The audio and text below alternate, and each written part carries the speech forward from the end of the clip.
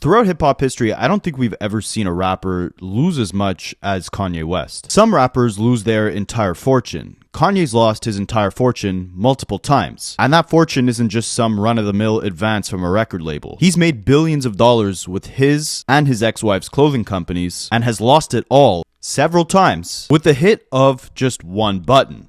Post. Kanye's lost brand deals. He lost his ex-wife. He lost his children at one point. He lost the school he built. He lost his mentors like Jay-Z. He's lost his proteges like Pusha T, Big Sean, and more. He's lost his friends. He's lost fans. He found God, and then he lost God. He lost billions, and then he regained billions. And now, he's officially lost his mind. By the time this video gets posted, Kanye will have likely been on a 72+ hour Twitter rant, most likely breaking the record for most tweets published in a 3-day time frame, most tweets that violate Twitter's safety policies in a 3-day time frame, most amount of fans lost in a 3-day time frame, and most amount of racist and white supremacist followers gained in a 3-day time frame. And the scariest part is that this could just simply continue forever, because what does Kanye have to lose at this point? Not only has he cut off all corporate ties, making him completely independent, no longer censored by any of his partners, sponsors, etc. And sadly, even if he still was tied to corporate giants that would cut him off at the sight of just a fraction of what Kanye has said on Twitter in the last 3 days, like he's done countless times in the past, Kanye would very likely find a way to maintain his influence amongst the culture, amongst his fan base, and really across the world. Since 2016, we have seen Kanye hit lower and lower rock bottoms as each year progressed. And no matter what he said, no matter how ruthless or ignorant the comment, no matter how large and dramatic the meltdown is, no matter how offensive the statement or action Kanye made that year was, or how horrible the music was, he's always found a place back into our hearts. He is easily the most uncancelable person on the face of the earth. And with each year that passes, Kanye tests the limits for how terrible of a person he can become, how terribly he can treat his fans, before he's inevitably abandoned by everyone. Before we get into everything Kanye has said over the last 3 days, and I've kept a record of it all, I have screenshots of, I think, every single Kanye tweet from the last 3 days, and there's hundreds of them. He's beefing with Jewish people. He's beefing with his own fan pages. He's saying it's okay to assault women. He's saying he has dominion over his wife. He's saying he hates everybody, and then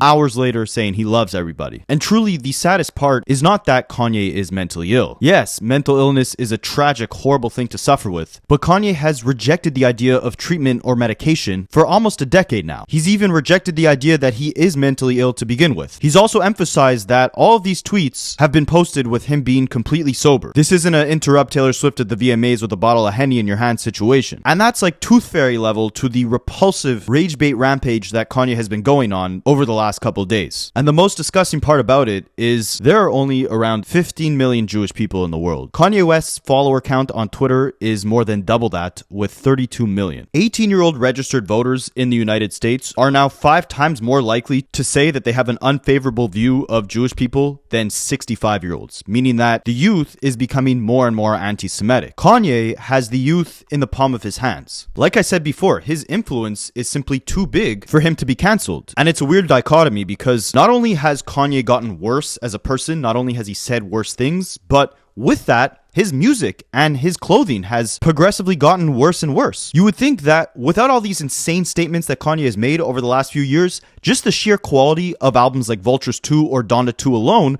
would be enough to make Kanye West lose his fans and fall off. You would think shoes that are socks, shoe-sock hybrids, whatever the hell these shoes are that he's selling for $20 on his website would be enough for people to laugh at, not take seriously, and not buy. But yet, Kanye is releasing White Lives Matter t-shirts that give praise to the German mustache man. And in the last few days that he's been on this insane, disgusting Twitter rampage, his sales on Yeezy.com have somehow doubled, with the most popular item being his White Lives Matter t-shirt. So you can say, you know, he made Graduation, but we haven't heard anything close to Graduation since Dark Twisted Fantasy. You can't tell me that each album since then hasn't gotten progressively worse. And yes, music is a subjective thing, and Kanye has still made incredible moments from Life of Pablo all the way up to Donda. But it's obvious at this point that Kanye's not just trying to become an unlikable, insanely offensive, anti-Semitic, divisive, destructive individual. He's simultaneously trying to, in my opinion, conduct some sort of social experiment where he sees how much support he could get from his fans from projects that just become more and more unlistenable as time progresses, and clothing that simply becomes more and more unwearable. He basically openly admitted to making trash music during his Twitter rant because one of his fan accounts sarcastically replied to one of his heinous tweets saying, "But he made the song Husband though," which is obviously a spin on the famous meme that's used whenever Kanye does something that's basically impossible to defend. They defend the action by saying, "But he made the album Graduation." Like, on a side note, imagine how crappy of a person Kanye has been over the last 10 years that we're using his album from 15 years ago to defend every single one of his actions today. And that defense mechanism has become a global meme. But anyways, so this fan account spun it to say, "But he made Husband," which is like the worst song off his worst album, Vultures 2, to sarcastically defend these undefensible, if that's a word, tweets that Kanye has been putting out. And Kanye replied to that by saying,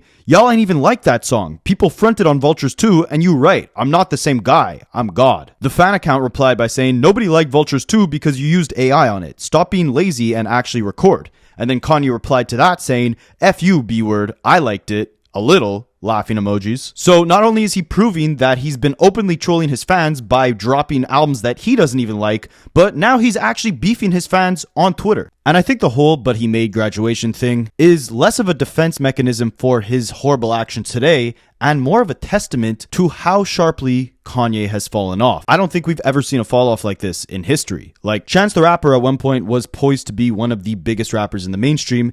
Then he made an album dedicated to his wife, and nobody wanted to hear from him again. Kanye West, on the opposite end, lost his wife, and ever since has become the most insufferable shell of his former self that would have been unfathomable to think of when he first made Graduation. And sadly, Graduation really was the beginning of the end. Aside from that album and its subsequent 808s and Heartbreak, inspiring the entire generation of rappers that came after it, in between those two releases, Kanye suffered a loss that I don't believe he's ever truly recovered from. In November of 2007, just about 2 months after Kanye released Graduation, his mother, Donda West, tragically passed away. And this hit Kanye hard for countless obvious reasons, right? I mean, she raised him, so her leaving this earth while her son is on the cusp of superstardom, just a few quick years into finally getting a taste of what all of his hard work would yield him, it's tragic that Donda wasn't able to grow into her later years and watch her son continue to change the world in various different avenues and progressively stronger magnitudes. And this was really emphasized in the documentary about Kanye West called Genius, which was created by his childhood friend, Clarence Cootie Simmons, who had followed Kanye since his early days,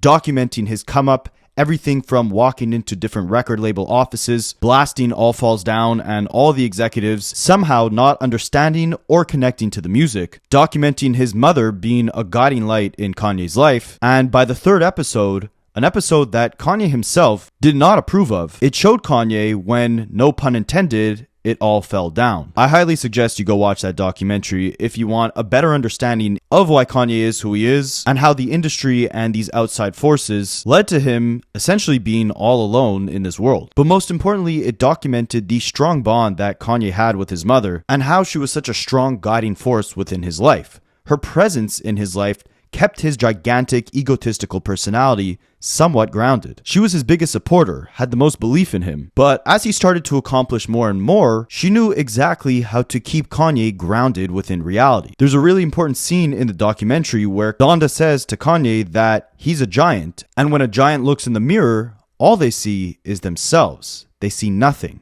where everyone else sees a giant. After losing his mother, Kanye released the song Pinocchio's Story, where I'm not sure if it was intentional or subconscious, but he eventually evolved that quote into a first-person perspective by rapping, "I look into the TV and I see me and I see nothing." And I think that song is truly one of the most powerful songs within Kanye's catalog because it really drew a line in the sand between where Kanye was before he lost Donda and after. There's no actual studio version of that song. It's actually him performing it live, and it's meant to emphasize that he's singing and pouring his heart out to a crowd of people who are cheering and chanting as he's essentially pouring out his soul, telling the crowd how empty and alone he feels due to this tragic loss. And meanwhile, there's this impactful contrast of the crowd reacting to his sorrow with eccentric chants. They're screaming ecstatically as Kanye sings, "Do you think I'd sacrifice real life for all the fame and flashing lights? There's no Gucci I could buy. There's no Louis Vuitton to put on.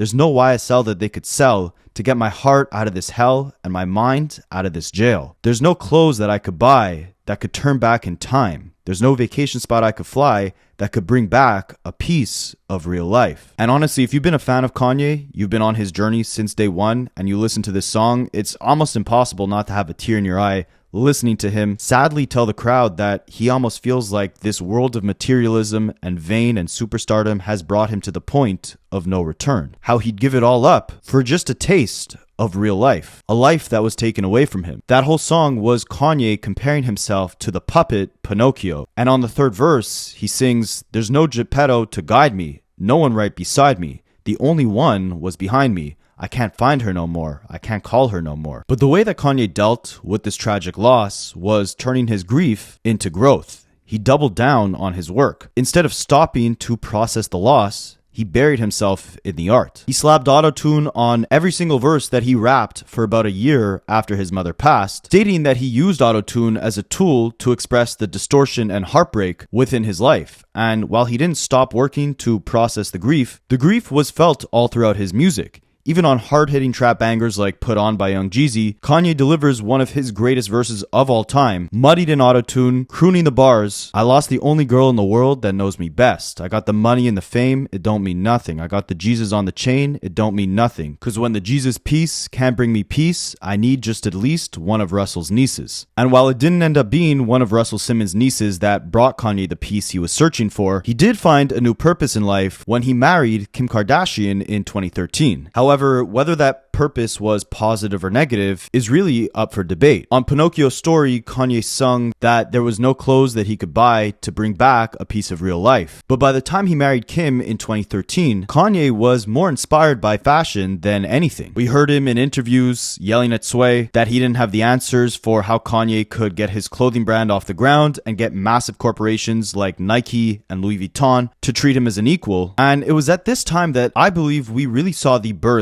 of this rebellious, anti-establishment, purposely contrarian version of Kanye West. I believe he channeled the sadness and emptiness that he felt from the loss of his mother into a deep, passionate desire to be everything that he thought would make his mother proud. An icon in every sense of the word. In music, in fashion, in culture, influence all across the board. But without that guiding light in his mother to keep his ego in check, the narcissism only grew stronger. To Kanye's credit, his large ego and the frustration and entitlement he felt to be in control of any artistic avenue that he pursued definitely helped him break tons of boundaries, break down tons of doors, and become the figure he is today. The problem is, the same thing that once made him feel empty, the clothes, the cars, the fame, the money, became the root of what he was chasing, seemingly an attempt to overcome the grief that he felt by losing his mother. And instead, Kim became that maternal figure, or his muse. But rather than guiding him towards passion, positivity, and humility, this was the point where Kanye wanted his genius and his ego to take him to larger-than-life status. He was frustrated that clothing companies like Nike put him in this box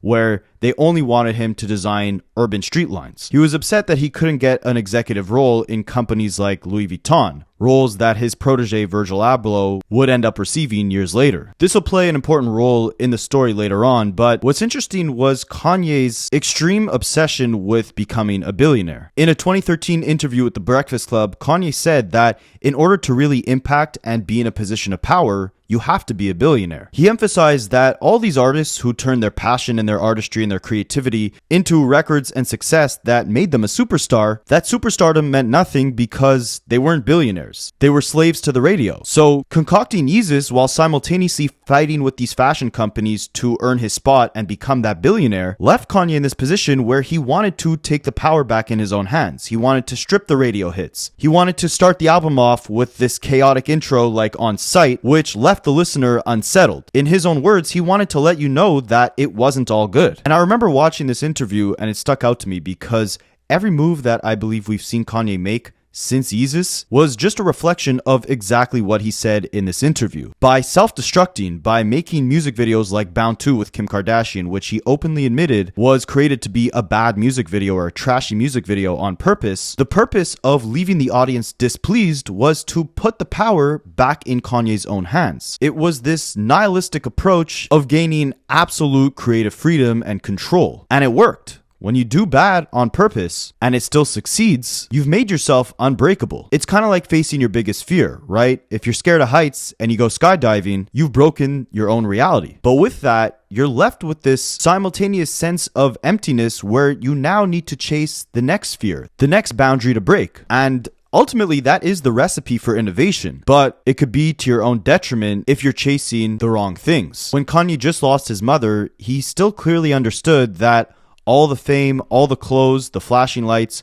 was not what was going to bring him real purpose, real fulfillment in his life. And not to blame the Kardashian family, but when he entered that world, a world of beauty, materialism, reality television, his own reality became altered. His goals were based on a price tag. It started with the purpose of making his mother proud by positively affecting the world with his creative genius. When she left this world, the work only intensified, but the goal shifted. There was no one there to remind him that no matter how many billions he has, no matter how much influence he has, when he looks in the mirror, all he'll see is himself. Instead, he saw cameras, paparazzi, lust, his mother-in-law who raised her daughters on selling beauty and sex appeal. And Kanye's self-view was no longer that he was this giant staring into a mirror and seeing nothing. Instead, he was making songs called I Am a God. If you go back and listen to Yeezus, the subject matter is full of lust and sin and substance abuse, misogyny, materialism, narcissism, frustration over the boundaries set by giant corporations. Dark Twisted Fantasy was the cusp of that, with a central focus on indulgence,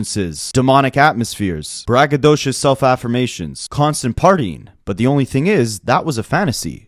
By Yeezus, this was Kanye's reality, and the art reflected it. There were no boundaries to the artistic limits that Kanye would push. The lyrics only got more vulgar, to lines about Taylor Swift owing him intercourse after his first cancelable moment at the 2009 VMAs, to the bleached buttholes of seemingly his wife, his muse, who he constantly propped up as the definition of beauty. But just like his definition of beauty, his definition of reality seemed to be highly skewed by this point. He continued breaking these boundaries, going from Nike to Adidas, climbing up the ranks in the fashion industry and getting closer and closer to that end goal of becoming a billionaire. But, no pun intended, all of this was at what cost? Kanye was hospitalized in 2016 after a meltdown on stage, initially chalked up to exhaustion, but he was later diagnosed with bipolar disorder. And this didn't come as much of a surprise to fans after seeing Kanye have extremely eccentric outbursts throughout his entire career since the beginning. The problem is that these outbursts just kept getting more and more extreme. With Kanye himself denouncing his bipolar diagnosis, the line became blurred between what some would consider mental illness and others would consider creative genius that was fueled by pushing every boundary imaginable. In every facet of Kanye's life, he wanted to be the outlier. While it started with a desire to break the mold of simply being a producer and becoming a full-fledged artist, it then evolved into becoming a music artist to becoming the biggest fashion designer who couldn't be controlled or put in a box by corporations. He went from being a free thinker to thinking against the grain in every medium possible. The political state of America was in this chaotic crossroad where a large portion of the country felt that the upcoming president Donald Trump was this extremely harmful and divisive figure within society. Kanye, to the dismay of basically the entirety of hip-hop, and his wife publicly embraced Trump, not for his policies, not for his plans, and not for his ideologies, but instead because Kanye felt Trump was a free thinker, someone who wasn't afraid of backlash. And Kanye himself felt a sense of freedom by supporting Trump, whether right or wrong. The backlash from his peers, his family, his fans, from everyone only fueled Kanye to support Trump even harder and become more proud of the division he was causing amongst the people around him and the fans who adored him. He said wearing that red hat gave him this superpower. The same superpower he felt when he went up against these giant fashion corporations and won. When he went into the Rockefeller building and got himself a record deal and went from producer to rapper. When he went from critical darling projects like Graduation and Dark Twisted Fantasy to unsettling, chaotic, avant-garde projects like Yeezus. But again, up to this point, being a contrarian really was Kanye's superpower. He created the peak form of stadium rap with Graduation and threw it all away to create this devastating experimental album in 808s and Heartbreak. But it wasn't Graduation that people say went on to become the most influential album of our generation. It was 808s and Heartbreak, the one that people didn't understand at first. And the same thing with Yeezus. That album was highly misunderstood and criticized when it first came out, after being followed up by basically what most people consider a perfect album in Dark Twisted Fantasy. But it wasn't Dark Twisted Fantasy that birthed the careers of the Travis Scotts, the JPEG Mafias, the Playboi Cartis. It was Yeezus. It wasn't the urban streetwear lines that Kanye created with Nike that made him this billionaire fashion icon. It was after going against all those corporations, getting a deal with Adidas, doing his own line, his own fashion shows, that made people take him seriously as an actual designer. People respected when he went up on television and said George Bush doesn't care about black people. They hated him for endorsing Donald Trump. And whether that endorsement was good or bad, it did break down doors for Kanye to run his own horrible failure of a presidential campaign in 2020. But it also led to rappers who were once extremely critical of Kanye for supporting Trump, like Snoop Dogg,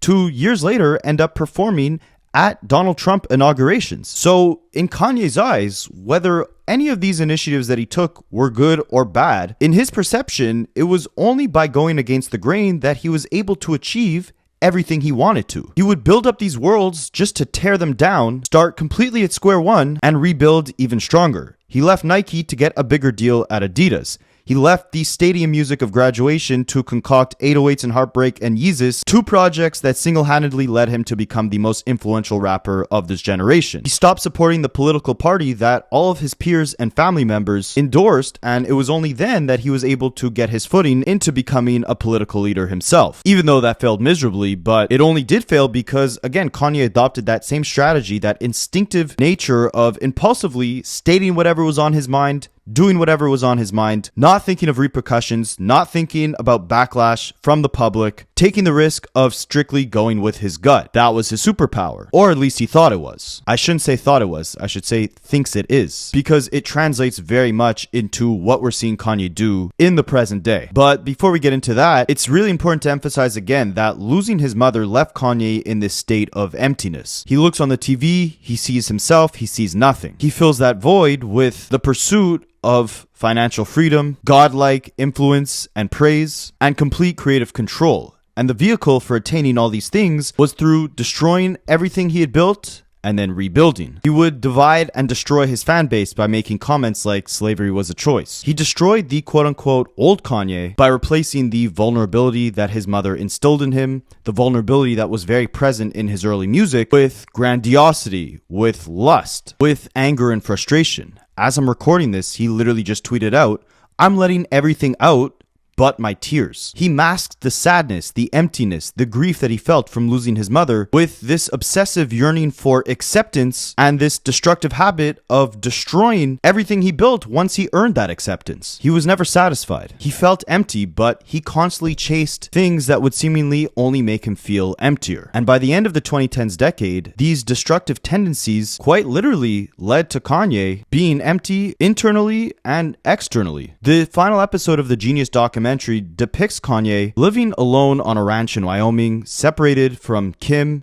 his children, his family, his friends, essentially isolated with only his work to bring him fulfillment. But in almost a miraculous spiritual awakening, it seemed like that solitude was the trigger point to set Kanye on the right path. After years of being consumed in this goal of becoming larger than life, a billionaire, a god, it seemed like Kanye had finally realized that all of these aspirations were meaningless because he had lost his connection to God himself. He embarked on this spiritual journey, vowing to never curse in his music again, only making religious music, fighting the devil, and fighting for his family back. For seemingly the first time in Kanye's career since he lost his mother, the focus wasn't on Kanye anymore. It was on God. He would host these Sunday service events which seemingly displayed this new spark of creative energy within Kanye, and he put out his first gospel album, Jesus is King, which, although may not have been his best artistically, from a spiritual standpoint it seemed like Kanye was the strongest he had been in over a decade. He did interviews talking about the poison of social media, the over-sexualization of women in the modern day era, the horrible effects of substance abuse and corn, which were two vices he openly struggled with. He vowed to eliminate all of these toxic elements within his life and influence the world, influence his fans to embark on this same positive spiritual journey that he was on. But again, Kanye was never satisfied with anything that he did, and this worked to his benefit in many ways as it helped him push countless boundaries. But that energy of jumping onto the next thing as soon as you build up the last thing worked against Kanye as much as it worked for him. In around 2019,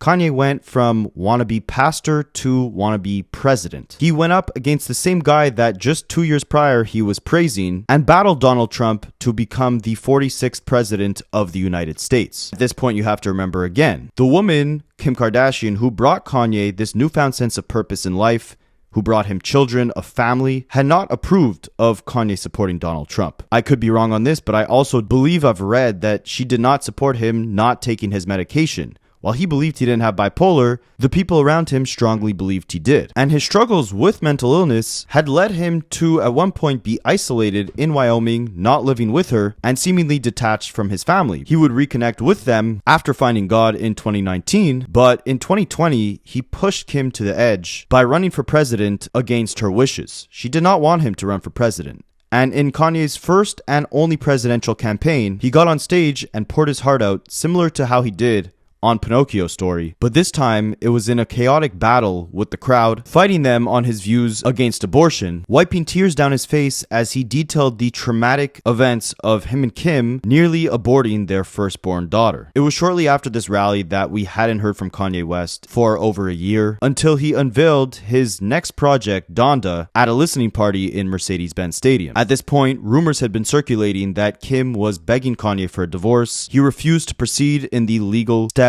necessary to move their separation forward. And while he was in the stadium that he was living in, premiering the album dedicated to his mother, Kim Kardashian was on SNL kissing her then soon-to-be new boyfriend, Pete Davidson. And while this album in name was dedicated to his mother, this marked a very strange time in Kanye's life. There was relatively little to no mention of his mother on this entire 26-song project. The subject matter on the album seemingly emphasized that Kanye was still in this state of frustration, battling against the limitations set upon him by various corporations and entities. He ditched the gospel music for grandiose, braggadocious bars. And while we hadn't seen Kanye for a year prior, we still didn't know if we were getting the real Kanye because every time we saw him, he was wearing a mask. It was almost like he was emptier than ever, scared to show himself in this state to the world. But shortly after, Kanye would take the mask off, and we'd come to realize possibly why he had it on for so long. In December 2021, he did an interview with Drink Champs, which for some people marked a sense of return to the old Kanye. He was no longer solely talking about God. Instead, he emphasized that he was fighting to get back to being the most prolific artist within pop culture. He said he had to create the Donda album because of insecurity he felt by being replaced from his peers. He said A$AP Rocky was controlling the fashion industry more than him, dressing better than him. Drake was making more hits than him. Kendrick was rapping better than him. Travis had better melodies than him. He had to show back up to remind the world that he was the greatest. He was the god. And just like that, Kanye would continue this self-destructive cycle of destroying just to rebuild as he ditched his spiritual and religious values to step back into this provocative, outlandish, egotistical, overly confident character that we once always knew and loved. And this era of Kanye is what I like to call the sad clown era. This is a term coined by Tony Soprano, the lead character and the mob boss of the Sopranos family in the show The Sopranos. And Tony suffered a deep depression, but masked it through his rage, his anger, his desire for power. But eventually, as the sadness builds up, he goes to his therapist and says, "I find I have to be the sad clown, laughing on the outside, crying on the inside." She replies to him by saying, "You typically deal with your sadness through rage, not through humor." Tony's dealing with grief but can't properly channel his emotions. In the world full of chaos and sadness that Tony has seemingly put upon himself, he questions his spiritual faith by stating, "My wife prays to God. What type of God does this stuff. And this draws stark parallels to Kanye's situation, as just years after devoting himself to God, he admits that his faith was slipping as he felt that God hadn't answered his prayers when he was in a time of need. But instead of doubling down on his faith and trusting in God to help him get out of these issues that he caused himself, he instead comes to the conclusion that he is in fact God. Are you in that space where you're comfortable enough to say, this is where I am right now? I'm still a man of God, but this is vultures right now. This is where I am. It is, but I have my issues with Jesus. There's a lot of stuff I went through that I prayed and I didn't see Jesus show up. So I had to put my experience in this world, my experience with my children, my experience with other people, my experience with my account, because I'm God. And again, he embodied everything of a sad clown, masking his sadness with what he perceived to be humor. On that Drink Champs interview, he stated that signing Big Sean, an artist who arguably showed him the most loyalty out of any artist that Kanye had ever signed in his entire career, was the worst mistake that Kanye ever made in his entire life. He stated that when he passed away, it should say on his tombstone that he deserved to be here because he signed Big Sean. Over the next few months, he would harass both his ex-wife Kim Kardashian and her then current boyfriend Pete Davidson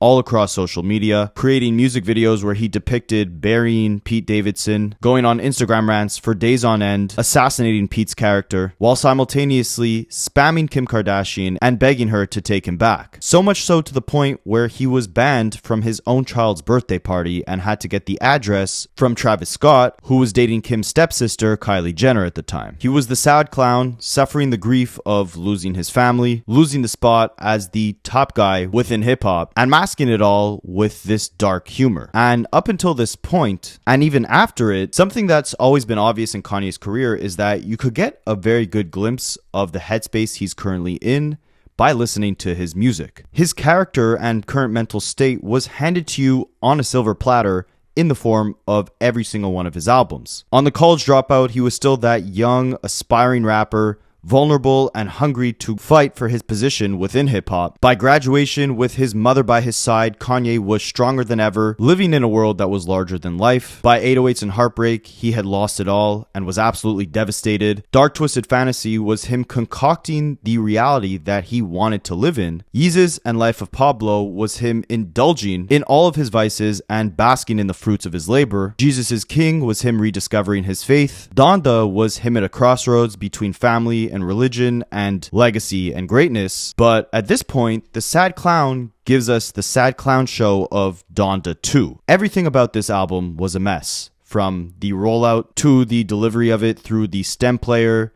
to the unfinished product that was the actual album itself. By this point, Kanye was back to cursing all throughout his music. He was with a new Instagram model every other day of the week, from Yasmin Lopez to Shani Jones to Julia Fox. The misogyny was back in full effect, and just like the scattered, chaotic, uninspired, and unfinished mess that was Donda 2, Kanye seemed more lost than ever. But just like Tony Soprano, he was no longer channeling his sadness through rage. During the Yeezus era, he was yelling in radio interviews, doing angry rants at all of his concerts, cussing out the fashion executives, and protesting against the radio. He dealt with the grief of losing his mother through anger and fighting to become a billionaire. But now, he was on the cusp of attaining that goal. But sadly, it was at the cost of losing his family. And instead of channeling the grief of losing his family through sadness or rage, he was now channeling it through deranged humor. He embodied the sad clown. Kanye was constantly frustrated, constantly fighting for something new, and constantly fighting the people around him. And just like his behavior, his art only became more strange, and it only seemed like he was trolling his fans more and more. He would step out with his new wife, Bianca Sensory, wearing the most outlandish outfits, both himself and her, trolling fans of his fashion by giving them products like the Yeezy Billy Boots or the shoe socks, and trolling the fans of his music by giving them half-baked products like Donda 2. This was the first time that we ever heard a Kanye album that was objectively bad, that sounded like there was no soul within it. But then he finally did it.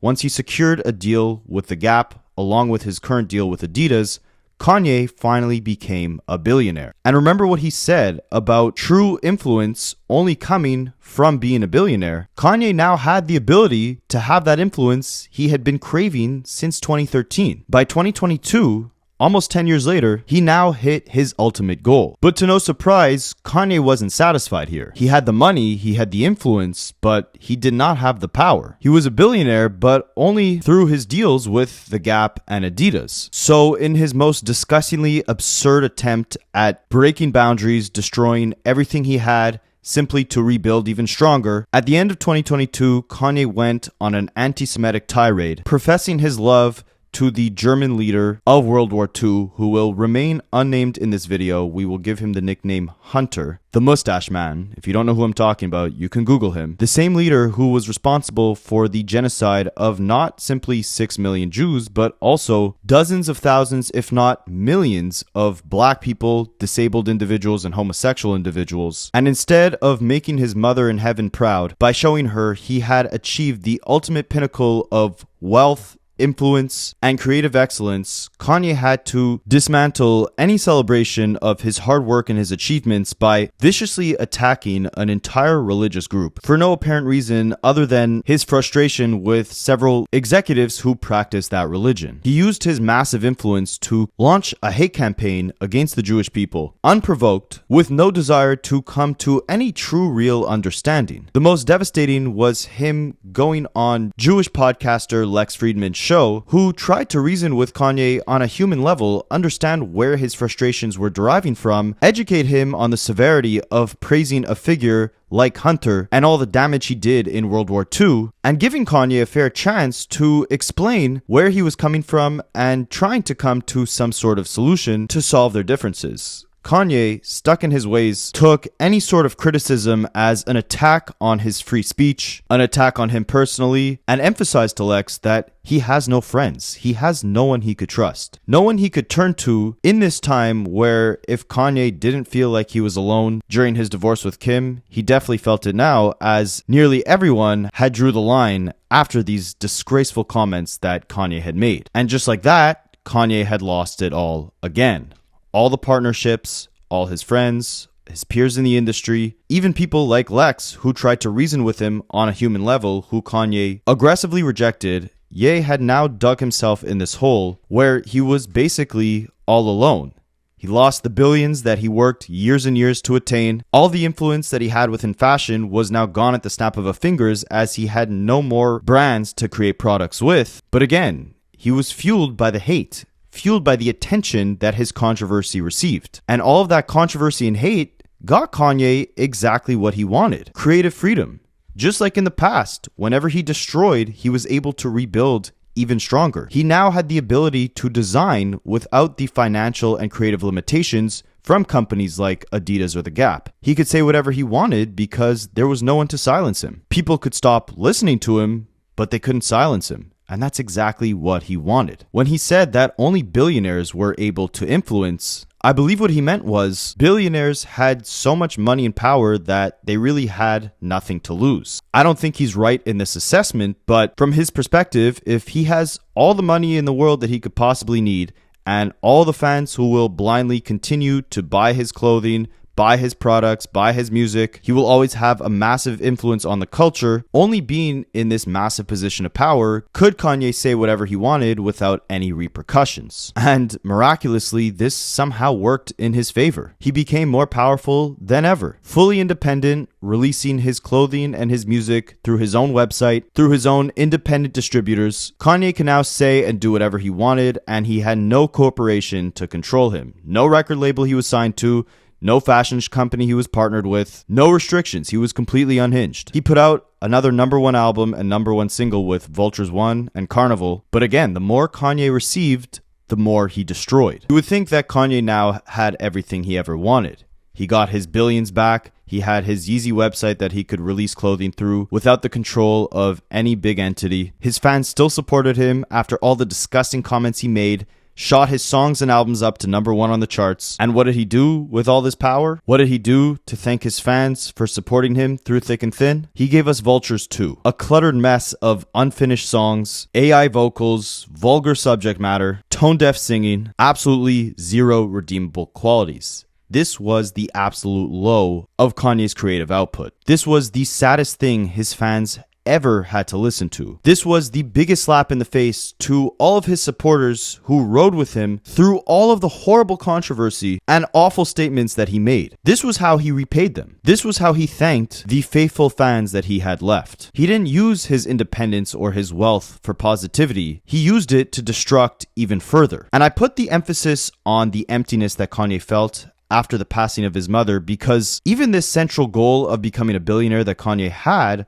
was for empty reasons. It wasn't to use his influence to inspire change and positivity. It wasn't to use his wealth to build communities or charitable initiatives. He wanted all this power so he can use it to give a big F you to anyone who supported him, anyone who loved him, anyone who rided with him, or anyone who doubted him. To simply isolate himself from the world and say, I don't need you. I'm above you. I'm a god. And where did this leave him? Well, by the end of 2024, it was reported that Kanye had hired a dentist to install titanium grills to replace his teeth. And during this process, you are medicated using a substance called nitrous oxide, a substance that, if used recreationally, can cause irreparable damage to your brain and cognitive functioning. This dentist was allegedly trying to take advantage of Kanye's wealth by getting him addicted to the substance so that he could steal millions from Kanye while he was in this dazed state. And again, this was undeniably the lowest point we had ever seen Kanye. He looked like a shell of his former self. Overweight, depressed, exhausted, beaten up by all the fighting he was doing for all these empty goals. The sad clown now seemed destroyed. But just as he'd done in the past, once Kanye destroyed, it was time to rebuild.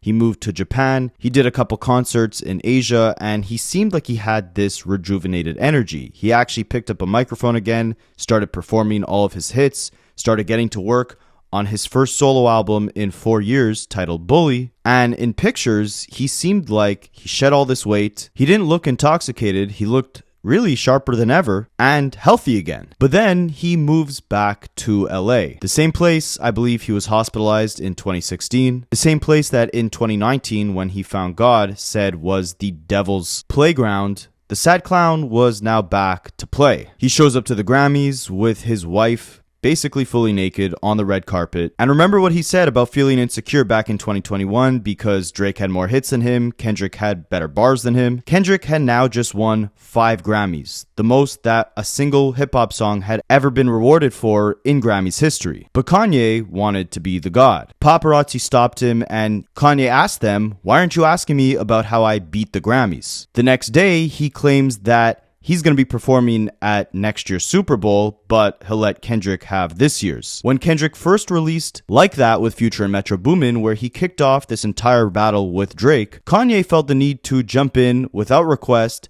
to claim that this was about the elimination of Drake. He did his own remix to that song and tried to insert himself in this battle for seemingly nothing more than seeking attention. Now Kendrick gets all these Grammys. Kanye has to let the world know that he was the one that beat the Grammys and that he'll be taking the attention away from Kendrick at next year's Super Bowl by performing there himself. Now we're just a couple hours away from Kendrick actually performing at the Super Bowl, and of course, leading up to this, Kanye couldn't let the opportunity go by without doing his best to turn the attention onto his antics. Again, he needs the power. He needs the influence. He might be a billionaire, but that means nothing if he's not the loudest voice in the room. And in order to become that, in order to achieve the next level of power and influence, he's got to destroy in order to rebuild. And that's exactly what Kanye did. Late last week, he began what would become a multi-day long Twitter rampage where he would seemingly replace sleep for outlandish tweets. Kanye really has possibly not slept in the last 4 to 5 days. If you check on Twitter right now, he has probably tweeted something in the last 5 minutes and has probably been tweeting for the last 4 days straight. It started with him tweeting, "Free Diddy." Diddy is convicted and in prison for the most disgusting crimes of trafficking, abuse, amongst many other allegations, and Kanye claims he deserves to be a free man. He dropped Free Diddy merch, which included Diddy's famous Sean John logo, and half the profits would be split with Diddy himself. And what's crazy is this was one of the lighter tweets that Kanye has sent out in the last 4 to 5 days, as just hours after becoming Diddy's first ally in hip-hop since he was convicted, Diddy probably wanted no association with Kanye, due to the horrible things that he would go on to tweet hours later. Just for simplicity's sake, because I can't say a lot of these words on this video, we're going to replace them with nicknames. So we have Hunter for the mustache man. Anytime he makes mention of Nazis, we're going to call them fairy princesses. And the Jewish people we're going to call Santa Claus. He's also been continuously using the R word, the derogatory term meant to describe mentally disabled people, and the F word, the derogatory term meant to describe homosexual individuals. When I'm reading these tweets, anytime he makes mention of those words, I'm going to say the F word and the R word. Brace yourself, because this is a very long Twitter rampage. I'm going to try to get to almost every single tweet that Kanye has posted. I'm going to try to do it in chronological order, but again, there's over 1,000 tweets in the span of 5 days. It's going to be hard to get everything front to back. We're doing this to emphasize that I think at this point, Kanye has gotten to the point of no return. And sadly, it's not just about his mother now looking down on him from heaven, seeing what her son has done with all of his accomplishments, power, influence, and success, but it's now also about his children who have to live with the fact that all of these awful things will forever be documented for the rest of time. So it started with Free Diddy and the Free Diddy t-shirts. Then he went on to say, I love Hunter, now what? Yay, woohoo, gay guy voice. Got top trending on Twitter and a couple under 2. Go Lakers. Not sure why I said that. Just sounded like some stupid stuff to say because I'm the R word. I'm racist. Stereotypes exist for a reason and they will all be true. I don't listen to rap. I don't know who the F is rapping anymore. Miles is like my favorite artist. I'm a 47-year-old billionaire. Why the F would I listen to rap? There's not one piece of information in rap that benefits my agendas or helps me get my money. I don't know Kamala, and I ain't got nothing against that lady. She was just being used for what they call the black vote. I don't know anything about politics or coins, and I don't care. I'm buying 2 Maybachs tomorrow, and I'm going to make the Santa Claus person who's selling it to me read all of these tweets, and I bet you see me whipping those Maybachs. I have dominion over my wife. This not no woke feminist stuff. She's with a billionaire. Why would she listen to any of you dumb broke people? People say the red carpet look was her decision. Yes, I don't make her do nothing she doesn't want to do, but she definitely wouldn't have been able to do it without my approval. You stupid woke pawns. I have no respect or empathy for anyone living, because no one living can F with me. But I do love some people and I give them favor. Be clear, you Santa Claus people don't run me no more. This is a free country, and this is my free opinion. You abort black children for stem cells. Abortion is... I'm stopping this tweet midway through. I'm not going to read the rest of this tweet. You guys can go find this on your own. Some of these, just a disclaimer, are too vulgar to say in a video. Any person come in my face and ask me about that Diddy stuff, I'm stealing off them immediately. I don't give a F if you 8 feet tall. I'm going to jump you and steal off you. No more people telling me what color hat to wear. If you ask me on the phone, I'm hanging up immediately and never speaking to you again. If you DM me, I'm blocking you. You people are controlled and broke. All you Kamala people, y'all got everything to say about my opinions when you're just doing what people make you do for money. The F word doesn't mean gay either. It means the F word, like it always meant, you effing R word. Then he tweeted out a picture of Drake on his tour walking with smoke coming out of his sweater to basically symbolize that everyone tried to end him. He tweeted that picture out saying hard. Also, when I was talking about all that Kendrick stuff, I failed to mention that he's at this weird point where he hates Drake, but he's also now kind of growing this hatred for Kendrick for basically stealing his spotlight, but not only that, also destroying his nemesis. He had an interview where he stated that, you ended my nemesis Drake. Now what? Now what am I supposed to do? The movie isn't interesting anymore if the enemy is done. Basically, he's mad at Kendrick for taking what he was supposed to do to Drake. So he's now trying to steal Kendrick's spotlight by tweeting all this stuff right before Kendrick does his Super Bowl performance. He goes on, I stood up for Diddy and I'm still winning. 20 Grammys next year. And I'm doing the Super Bowl. God is the greatest. Our unity is more powerful than an atomic bomb. This is God's money. I'm rich for times like this. Then he tweeted a screenshot where it showed that he was unable to log into his Instagram account. And he said, Elon, they kicked me off of Instagram. I'm so happy you bought Twitter. Then there was a community post saying, the post doesn't definitely prove he's banned. Rather, he's logged out. His account is still active with stories at the time of writing this. Meaning that Kanye probably forgot his password and thought that this was a massive conspiracy to kick him off of Instagram. So as much as Kanye wants to seem like he's the freshest, he's still an old head. Anyways, he continues, no rich guy is truly funny. Being funny is for broke guys who want to distract you from the fact that they broke and trying to get girls to F for free. Yeah, it says a lot coming from the sad clown. Anyways, he continues, I say whatever the F I want. I am a fairy princess. Let's see if y'all give that money back. I love Hunter. Now what? Then one of the most disgusting things he tweeted was F Virgil. The same guy that Kanye broke down all those doors for, the same guy who has spoken so highly of Kanye, the same guy who came in the game with Kanye and lost his life to a battle with cancer. Kanye is now saying, F him. The sad clown continues by tweeting, I pay people to laugh at my jokes. Never meet your heroes. When people make all that money with a coin, what is that, cash or concept? Basically, he was curious about how he could make money making his own crypto coin. He starts beefing then with this fan account under the name Jasper, calling them broke. He said, me loving Hunter is old news. He said, I'm cold. When I feel like 1 ounce of feelings, I stand still and hold my eyes open like a psychopath till that feeling of feeling anything goes away. I have no heartstrings. People pull at your heartstrings to control. People use your feelings against you. Ain't nobody ramped up either. I'm calm as ice. This how I really feel, how I really felt, and how I will always feel. F all of your unfair business deals. Any Santa Claus person that does business with me needs to know I don't like or trust any Santa Claus person, and this is completely sober with no Hennessy. All white people are racist. Newsflash, white people and Santa Claus people are different. You can get money with Santa Claus people, but they always gonna steal and invite you over to their house on Friday. White people do not F with people of color. They leave that to the Santa Claus people. If you think that getting money with a white person, it's not true. That so-called white person is actually Santa Claus. Santa Clauses hate whites because of the Germans from World War II. Call me Yadolf and your girl still wants to sleep with me. We're only about a couple hours into this rant so far, and Travis Scott had already unfollowed Kanye. That's going to play an important role very shortly. Oh, actually, as I'm scrolling through my camera roll, it plays an important role now. So then Kanye tweets, I love Travis, Virgil, and Drake. Drake the realest one of those three though. He not fake cool. He's just talented. And yes, it's F Virgil and any of these other guys that worked for me, then used me, then went against me. I love Virgil, and he used that very love to beat people that are super smart. I was trying to think of a Travis tweet, but then I just didn't care. Now back to these woke fat girls. Plastic surgery gives people a second chance at life.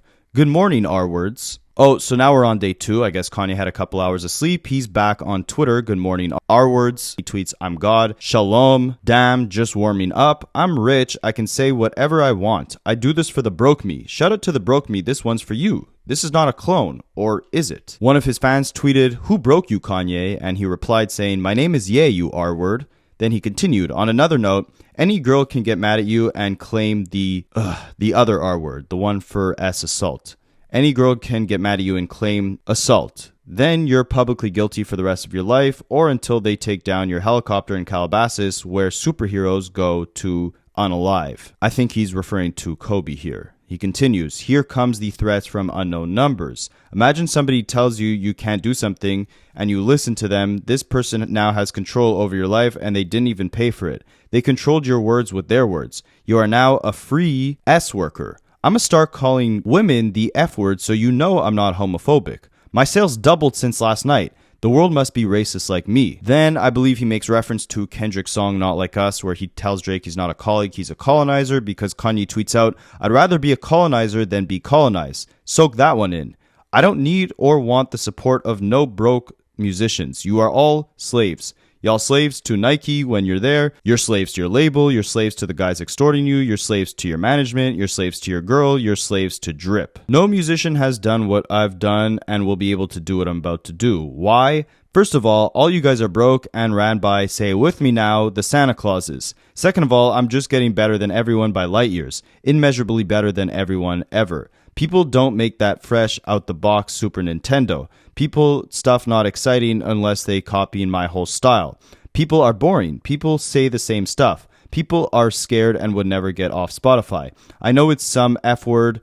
People thinking when I see that guy, ... but you'll never see me. I don't be where you broke copycat guys are. The only rappers that never cross me in any way are Young Thug, Playboi Carti, Quavo, A$AP Rocky, A$AP Nasty, and Eminem. I think it's just the nature of the sport of rap. Everybody want to be number one, so it's hard to deal with the fact that that's me and that that's only one Ye, God on earth. I hate the way rappers dress. I hate rappers. I'm a user. I only have people around me that are useful. If you can't be used, then you are useless. If you see anyone around me, know that they are providing a service. Friends are for kids. I change my mind when I feel like it. it. I will say nothing bad or against China. One thing about being God on earth is you have to consistently forgive every human. 2.77 billion and counting. He said, I'm a god, and Community Notes corrected him saying, Ye is not God, the father of creation. In fact, he's barely a father to his own children. I think that perfectly encapsulates this entire episode. And someone tweeted out something that I thought was a little bit funny and a little bit scary at the same time, saying, imagine your uncle is Kanye and Travis Scott, your aunt is Kylie, Kim, Khloe, Kourtney, and Kendall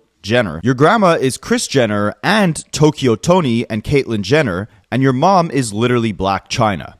This person exists. That's crazy to think about. Also, Kanye's kids' cousins, Kim's sister Kourtney's kids, are all Jewish. She married a Jew. I can't imagine how awkward these family dinners are going to be in the future. Anyways, Kanye continues saying, I like Lucien Grange, who's the CEO of Universal Music Group. See, that's the thing about Santa Claus people. They are hands down a likable people. I have to tell myself, I don't like Santa Claus people to remember they will steal from me, and when they don't get their way, they will try to extort me. People use emotional attachments to rob you. I love to give. I just don't love people taking without me knowing it. Then the AF Post tweeted out saying, Kanye calls Elon Musk a real N-word for allowing him to exercise his First Amendment right on Twitter. And Ye replied to it saying, that's an ultimate compliment, you neurodivergent R-word. Then he started beefing with another fan by the Twitter name UpBlist, where he replied to them saying, this is Ye. I'm just texting for my own health. I don't know who you are or care to. Then he tweets out a screenshot of his website with a picture of a t-shirt on the website, and that t-shirt has the Mustache Man's political party's logo on it. It's kind of hard to emphasize the gravity of his actions by using these code words and stuff, but he was essentially trying to make a t-shirt that represented a genocide of over 6 million people, and he said, I've wanted to make this t-shirt for years, my greatest performance art piece thus far. Then he tweeted out what I believe encapsulates this entire situation and kind of gives clarity into what Kanye's intentions have been by going on this rampage and reaching his lowest point thus far. Ironically, in his perspective, even though this rampage has probably lost him friends, family members, countless of supporters and fans, in his eyes, this is a win. He tweeted, I won. I tweeted pretty much everything I felt like for about 12 hours and I still have my Twitter. And most importantly, my billions. Thank you everyone for participating in this social experiment. Thank you and love to my fellow rappers. Thank you and love to all black women. Thank you and love to all gay people. Thank you and love to all Jewish people. Thank you and love to all gay Jewish people. Thank you and love to all gay Jewish rappers. Thank you and love to all broke people. Thank you and love to all the internet trolls. And a special thank you to Elon. I actually love everybody, especially fat women. So again, this is all some type of nihilistic social experiment for Kanye to test the boundaries and see how much he could destroy and how much stronger he can come back when he rebuilds everything. It's obvious that Kanye doesn't really care about much of anything, right? His fans, his friends, his family, even himself, if he's willing to put himself in a position where he will be forever remembered as this disgusting anti-Semite bigot who acts like a man-child sad clown. He's at the point of no return, and his thoughts have moved way far beyond the point of logic. However, at this point, it seems like Kanye can't even trust the own things that come out of his mouth. Because 10 minutes after he tweeted out the last thing that I read to you guys, he tweeted, I don't like that I said social experiment. I'm tweeting everything I felt and I'm not fixing nothing. F everyone. Pardon me, I meant F everybody, not love everybody. Keep broke opinions to a minimum like your bank account. I'm not going to do all this work to say what the F I want and then not say what the F I want. He said that fat women are S offenders because he sees them and gets S offended. Making lingerie for fat women is like giving knives to little kids. They're going to hurt somebody. If you find yourself with a fat woman, just remember it's because you're broke. And the tweets only continue to get darker and darker. He attempts to defend Diddy's horrible actions by tweeting things like, people run back to their abusers. I still work with Santa Claus people, but try to keep my guard up from being abused, stolen from, lied to, and treated like a caged monkey. Very few domestic cases are one-sided, but the man always gets the blame. F all the double standards. Women verbally abuse men all the time, but we never bring that part up. They're making an example out of Diddy, and for abuse victims, female and male, that want Diddy to rot in jail, Diddy is not the person that violated you. For you, Diddy represents the person that violated you, while the person that actually violated you is walking around free. I've been Me Too'd, so it's Puff and Me Too. Don't matter how much money you make, they will come to take everything from you when they feel like it. So since I lost everything and got everything back, I'm not afraid of anything. I'm going to skip over the rest of what he said about Santa Claus people, basically saying that they own everything and that they steal. I'm going to skip over the horrible things he said about domestic violence, essentially defending it, saying sometimes it's warranted. He shared a screenshot of the infamous security camera footage of Diddy and Cassie in a hotel room where Diddy abused her. And the hoodie that she's wearing in that screenshot, Kanye recreated it and started selling it on his website. He posted screenshots of the sales of his website, and somehow that sweatshirt ended up being the highest selling item of yesterday. And it's things like this that really make Kanye think he's indestructible and will only make him continue to act in progressively more violent and repulsive manners. 5 years ago, he was posting clips every Sunday of his Sunday service events. 5 years later, today, it's a Sunday and he's posting corn videos all over his Twitter. A man in his 40s with 4 children nonetheless. He continues with tweets like, people text me and say, I hope you're okay. I'm like, you're broke. Any text with you makes me broker. People are either helping you to make money or they're robbing you, and some people are doing both. One of the more disgusting tweets read, all these guys switching sides on Diddy act like they never ran out of words with their woman. And he's letting you know very clearly how horrible of a person he is with all these tweets. He wants you to know. He says things like, anyone you see around me works for me. I limit my time around people that don't follow my directions. Simple rule, I only talk to people who listen. He goes on to talk more about the Drake-Kendrick beef, saying, Monty Littman, Lucian Grange, Universal Music Group, and the Vivendi Corporation used Kendrick to make an example out of Drake, then had the Grammys singing the A minor line. If Drake was taken to trial for PDF file claims, they would play that song in the courtroom, and everyone that ever danced to Drake would get their popcorn and watch another Black Idol be thrown in jail. Bill Cosby, R. Kelly, Thug, Diddy, who's next on the hit list? Who's the next to have an example made of? When I see the Diddy and Cassie video, it doesn't change the fact that they're trying to make an example out of him like the Grammys did to Drake. He goes on to share a screenshot of his texts with Adin Ross where he says, it's yay. If I call you and you ask me some dumb stuff, I'm hanging up metaphorically. I'm walking out like Playboi Carti did. And then Adin said, what's up, bro? Hope all is well. Nah, not no dumb stuff. Hit me. Kanye said, I prefer to be addressed as sir and to be asked to call you. Please give me a call at your earliest convenience, sir. I appreciate your heart though, sir. I never confirmed anything with Kai, but now he said he canceled me. What the F? So Adin replies saying, yes, sir, I will refer to you as sir. May I call you in 2 minutes, sir? Of course I want to be your favorite Jew, sir. I just found out Kai did that too from a post, not fully sure why. I've been wanting to do our stream since 2022, sir. And Kanye replied by saying, you saying sir 4 times was condescending. I'm blocking you. Nobody finna play with me. How y'all say it? Never again. In the midst of this, one of his biggest fan pages on Twitter, Donda Times, decided that they'll no longer be posting Kanye content due to the tweets that he let out in the last 3 days. And I'm going to leave you guys with some lines from another one of Kanye's biggest fans, J. Cole, who back in 2016 saw the beginning of the end coming for Kanye and predicted a lot of what we're seeing today with his song False Prophets. You lose your grip, you can slip into an abyss. No doubt you see these guys tripping, ego in charge of every move, he's a star, and we can't look away due to the days that he caught our hearts. He's falling apart, but we deny it. Justifying the half-baked stuff he drops, we always buy it. When he tells us he's a genius, but it's clear lately, it's been hard for him to look into the mirror lately. And that's probably because every time Kanye looked into that mirror, he was reminded of his mother and what she told him about every giant looking into the mirror and seeing absolutely nothing but themselves. So, while on the outside, Kanye might be proud to know that he's regarded as a billionaire or a creative genius, or one of the most influential artists of our generation. But on the inside, all he is that sad clown, masking his grief with dark, twisted humor, screaming into the abyss